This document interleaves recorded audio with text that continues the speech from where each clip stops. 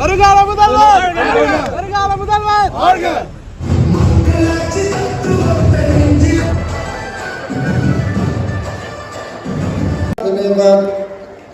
واتقوا الله إن الله خبير.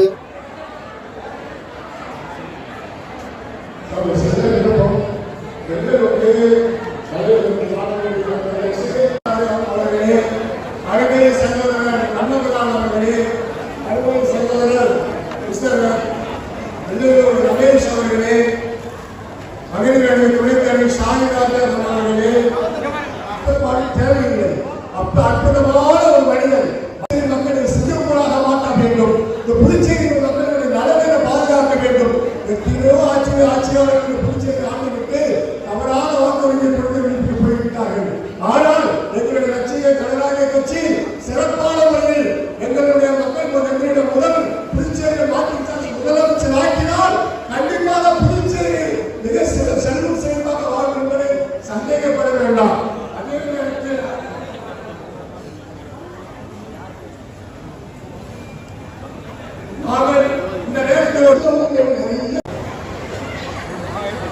லட்சிய ஜனநாயக கட்சியின் தலைவரும் இப்ப என்னோட வருகை அரசியலுக்கு என்ன முக்கியமான ஒரு காரணம் என்றால், நம்ம ஏதோ வாழ்ந்தோம் போனோன்னு இல்லாம நம்ம நாட்டையும் ஒரு வெளிநாடு மாதிரி நல்ல ஒரு வாழ்வாதாரத்தை உயர்த்தணும். அனைத்து மக்களோட வாழ்வாதாரத்தை உயர்த்தணும்.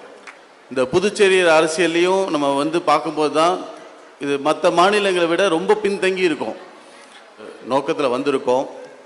கண்டிப்பாக உங்களோட அன்பும் ஆதரவும் இந்த அரசியலில் இந்த எலெக்ஷனில் நீங்கள் எல்லாம் சப்போர்ட் பண்ணிங்கன்னா